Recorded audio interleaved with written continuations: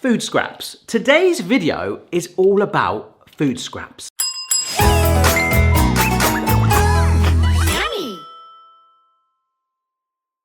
Which does actually sound like a show where food fights each other, a literal food fight. Today, all being well, we're going to do 4 courses, starter, main, dessert and drink. I guess a drink is a course, all using random food scraps that you've got. For me, I've not actually got the scraps, so we're going to end up eating the actual food itself, but we'll get onto that.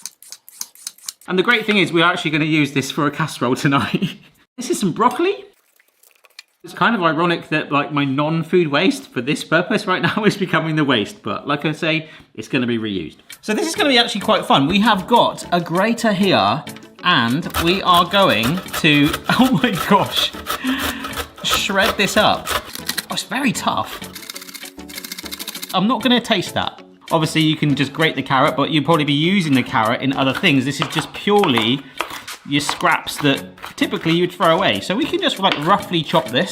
And obviously you could do these separately if you just wanted to do carrot ones, or should we call them broccoli or broccoli stump? I think we're gonna go for broccoli stump. I'm gonna crack in 1 large egg, and this is gonna help sort of bind it all together. Pepper, and this is actually some Cajun seasoning from the house. I've actually had 4 tubs in there. Mrs. B was like, yep, you can take that out to the garden kitchen with you. I'm sure it's only 3 years out of date, but anyhow, we're pushing flavor in there. And the last thing is just something to bond it. And if you want, if you had potato scraps, you could use mashed potato and go like proper potato town. For me though, plain flour in batches. We want to try and get it to a texture where we can sort of shape it into like patties. So it might be a good few 100 grams, but let's just add it in batches so we have that control. We're not making a cake. Hopefully, kind of like, oh yeah, this is good. And you can do it any shape you want. You can actually make burgers. Meatballs, flatten it. I kind of want to go for like more of a flat vibe. It's still a tiny bit sticky, but that's absolutely fine because primarily my hand's a bit of a mess, but it is holding its shape. So I'm going to keep doing that, and whilst I do, I just want to say thank you so much. This is my 2nd video here in the garden kitchen. I'm still trying to get used to it, like understand the lights, understand the room, learn it a little bit, but some really, really exciting stuff ahead. Like a couple more to do, but I'll try and turn the camera off now, Ben. Okay, the only thing I might do is just give a little courtesy shimmy. Just fill those gaps and dry it out slightly more to make it slightly more easier to hold. We don't want to completely overflour it, otherwise that's probably what it'll end up tasting like. Right, pan with just a little bit of oil. Just want to shallow fry it. And for reference, whilst that is warming up, Boston is chilling out on his bed with his duck. We'll take one of these and plonk it in. Oh, look at that. We can start to flip it, and you can see already there is colour catching. Very nice indeed. Oh my gosh, it just spat at me. Oh. Is the lens all right? I'm more worried about the lens than me. That's dedication. Amazing. Look, they've puffed up massively. In tuck, they would cook far quicker, so it's a little bit more manual. Fantastic. I can't wait to taste these. The yellow chopping board is giving me like mustard vibes, so we'll have a little Dunkin' pot here.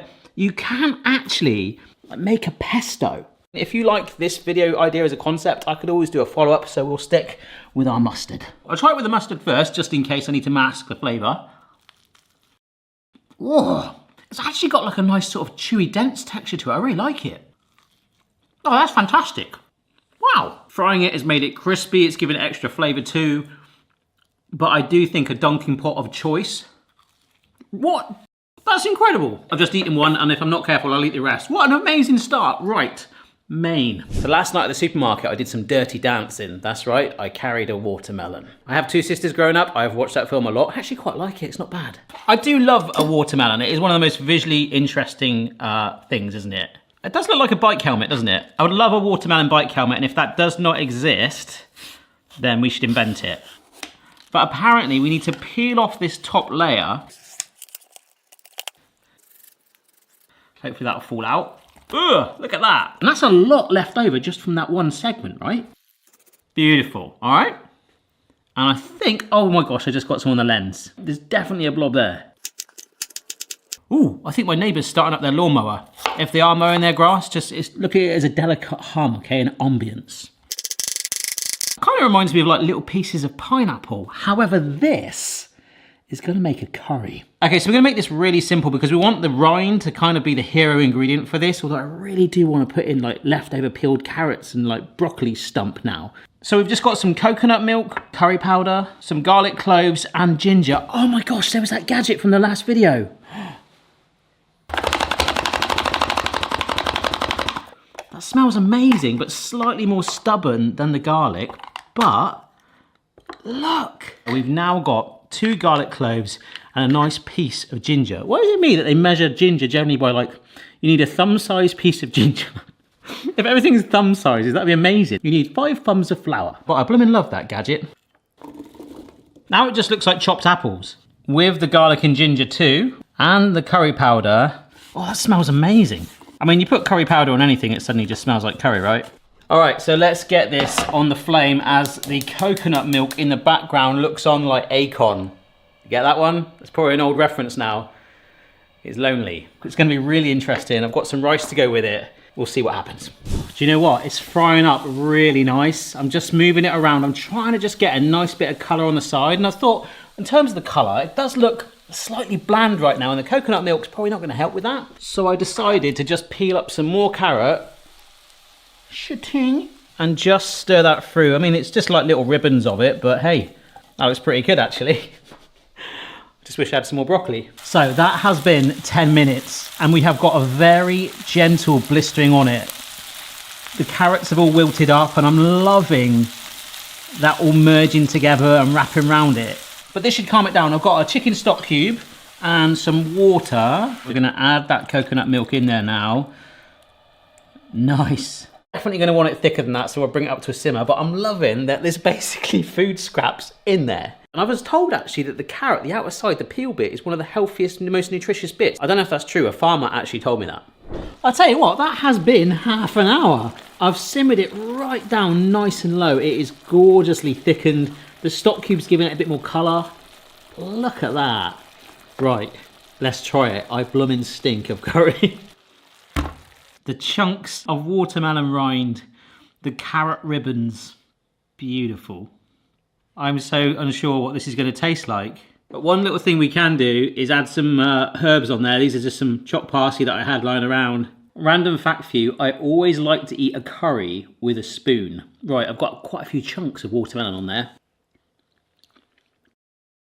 Ooh, that is so mild. I didn't know what to expect, and I was thinking, oh, there's going to be some sort of kick, there's going to be some sort of punch. It's kind of like the vibe of celery, like a very, very mild texture. There's hardly any sort of taste to it, yet it feels like it's serving a purpose. And I guess for that, as a vegetarian meal, it's kind of like a nice alternative. It is really delicate, like the texture of the chunk of an apple. However, there's no sweetness there. That's what I was really scared of. I didn't want it to be too sweet with the coconut milk in there anyway. But it's just mild. It's not bitter, it's not strong, but it's serving a purpose. That's brilliant. It took a blooming long time to simmer down. It stinks in here. However, we're about to make it smell a lot nicer.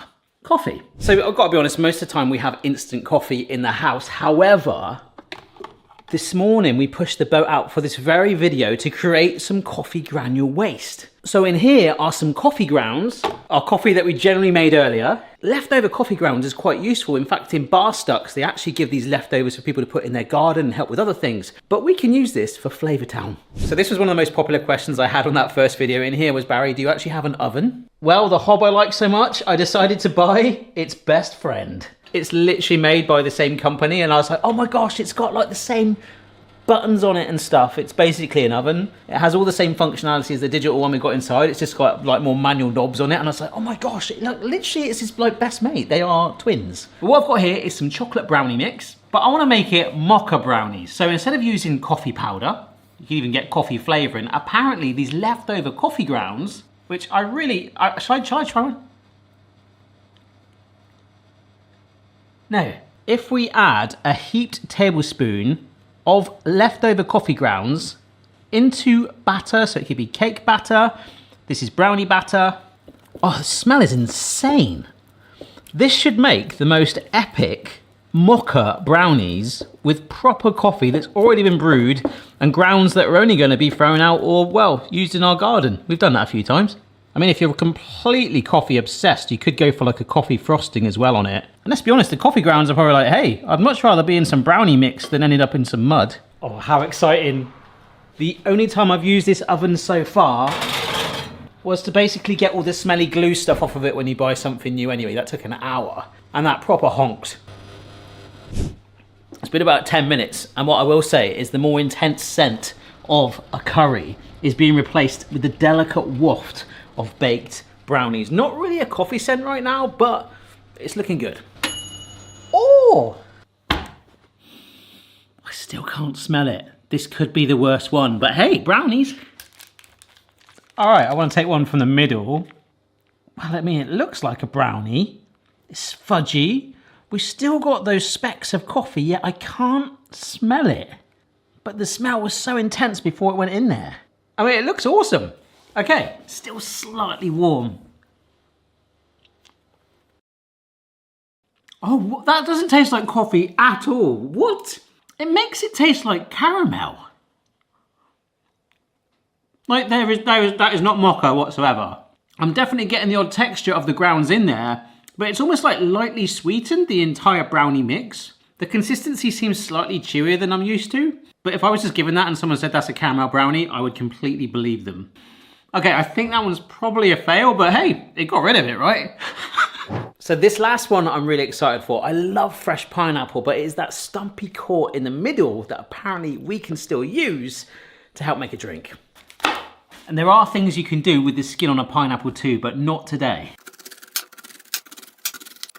I've realized my gadget is now completely defunct. I just started slicing it. Okay, so what I should have done is put this part over the core like this, and ideally with the skin on. It's just a lot harder to do now because it's slippy. So we can literally see what it does with the skin off. It's actually quite interesting. It's just really low. We're like literally removing like a wall of pineapple off of it. So I would have been able to eat all of that. Well, I've just cleared that down just to show you. Look, actually with this gadget, it's pretty cool. We can push this down and it segments. Oh my gosh. This has turned into a disaster. There we go. It basically will segment the pineapple for us. Right, I didn't really need to do that bit. It's the core that I want to get. There we go. That is a core of pineapple. Now, sometimes you might be left with this because it's actually quite firm. It's horrendous. But apparently we can whiz this up to form it part of a drink. So let me tidy all this down, put it in a bowl so we can generally have it, and then I'm going to worry about this thing. Every time I've used a fresh pineapple, I throw it away. However, apparently it is packed. Oh, it slices really well. It is packed with nutrients. Should hopefully make a pineapple smoothie. So chopped pineapple core, 1 chopped banana, some natural yogurt. You could use flavored, but I really want it natural just to see what this does. So we can sweeten it with the honey. No doubt the banana will be a primary flavor in there, but I really want to try and taste a little bit of pineapple here. So with the help of a friend, let's see if we can make this possible. Now there are a few little specks there, but that's come from the banana. And speaking of the banana, like I say, I only put half of that in there. I wanted to try and make it so that it wasn't too overpowering for this. Although of course now it has reduced my quantity. I've just brought in like the biggest glass I can find. But here we are, a pineapple core smoothie. And remember, if you want with a banana peel, you could make bacon with that. There's a previous video I've done on that. Ooh. Oh, wow. You know, we talked about threads earlier, like the ginger, the threads in pineapple too. Of course, that is pineapple. It's still a core. It's got those strands in there. You're getting that texture. It is a more delicate pineapple flavor. There's less sweetness in it. It's definitely not too banana heavy. Like I'm drinking that and tasting like pineapple smoothie. I'm getting banana notes and getting pineapple notes and getting a little bit of the honey. I was actually really doubtful about this one, but that genuinely works quite well. And a pineapple core, whenever I've thrown it out, I have never ever thought about reusing it Awesome. So there we go, 4 recipes using food scraps and a few other suggestions for future ones. If you like this idea, do let me know. In last place, it was probably the brownies. The chocolate flavour has enhanced slightly caramel notes, but not really getting that coffee hit. The pineapple smoothie is absolutely fine. I was well impressed with the curry. That was good, and just kind of like a, if you can imagine, like I say, apple, but without the sweetness, and just kind of mellow, so you can really drive the flavour in there. But in first place is definitely those fritters, because I've eaten quite a lot during the filming of this video. So simplistic, and you can take it so many different ways. So hope you enjoyed the video. Check out the rest of the videos on the channel, and I'll see you later. Bye.